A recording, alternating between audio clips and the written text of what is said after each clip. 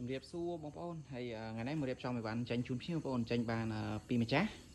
ថ្ងៃនេះកូនចៅបាត់អស់បងប្អូនថ្ងៃនេះនៅតែឯងហើយថ្ងៃនេះមករៀបចំអីវ៉ាន់ចាញ់ជូនភ្ញៀវបងប្អូនបានពីម្ចាស់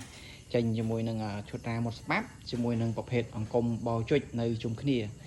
ហើយឈុតរ៉ាមុតស្បាប់នេះទៅនឹងម្ដងថ្ងៃនេះបងប្អូនចូលបានតិចតួចចូលបាន5ឈុតបងប្អូនអញ្ចឹងរៀបចំទៅបងនៅខាងបាណន់ខាងបាត់ដំបងគាត់យកបងប្អូនពួកគាត់កាលមុនគាត់ធ្លាប់យកជើងតាំងត្រឡោកហើយឥឡូវគាត់កំងថែមជាមួយនឹងឈុតរ៉ាមុតស្បាប់អញ្ចឹងសម្រាប់បងប្អូនមានតម្រូវការចង់បានឈុតរ៉ាមុតស្បាប់អីអាចកំងបានបងប្អូនហើយមកម្ចាស់ទៀតចេញទៅខាងទៅបងនៅភ្នំពេញគាត់នៅខាង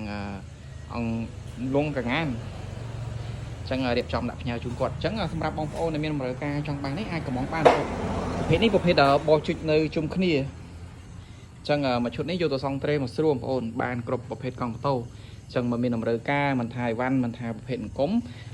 បោជុចឬក៏ប្រភេទអង្គមជាន់ស្មាបូមនិងអង្គមផ្សេងអីបងប្អូនអាចកំងបានបងប្អូនចាប់អារម្មណ៍បងប្អូនអាចឆាតជួបពេកខ្ញុំផ្ទាល់ឬក៏បងប្អូនអាចតាក់ទងបានតាមលេខ Telegram អរគុណហើយចំពោះអង្គមទិញតួនេះជាប់ភ្ញៀវចូល 3-4 ឈុតដែរបងប្អូនគាត់ថាតើឡើងអត់តាមបានដាក់ភ្ញៀវទេព្រោះភ្ញៀវកក់លុយនឹងយូរដែរអញ្ចឹងហ្នឹងហើយបងប្អូនមានតម្រូវការអាចកំងបានអរគុណច្រើន